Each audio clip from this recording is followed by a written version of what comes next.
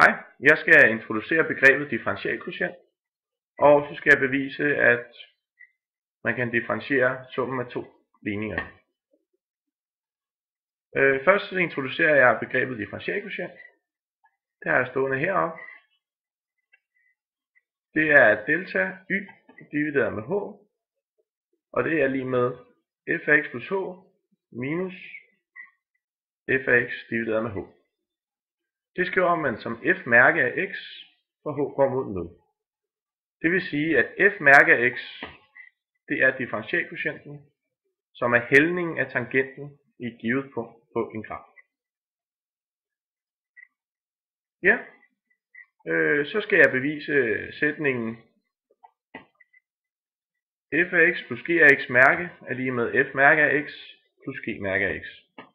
Jeg har valgt at lave det om, så jeg skriver p mærke af x er lige med f mærke af x plus g mærke af x. Det er egentlig det samme, jeg laver det bare om, fordi så gør jeg ligningen mere overskuelig.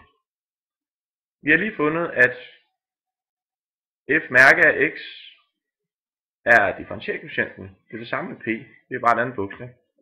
Så p mærke af x skal jeg finde differentialkvotienten. P plus h minus px divideret med h. Men for at finde p mærke af x, så skulle jeg jo finde f mærke af x og g mærke af x. Så det har jeg skrevet hernede. P mærke af x er lige med, når h går mod 0. Er lige med grænseværdien. Det er det her limes. Det betyder grænseværdien, når h går mod 0.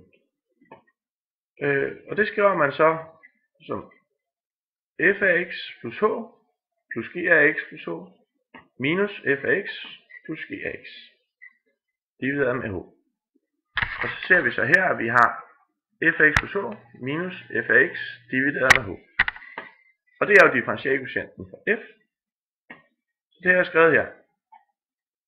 F mærke af x. Og vi har det samme med g. Så har vi g. G af x plus h minus g af x divideret med h. Og det er jo differentialkvotienten for g mærke af x. Og for g af x selvfølgelig, som hedder g mærke af x. Og det er egentlig sådan, man differentierer to ligninger. Og det var beviset på den sætning.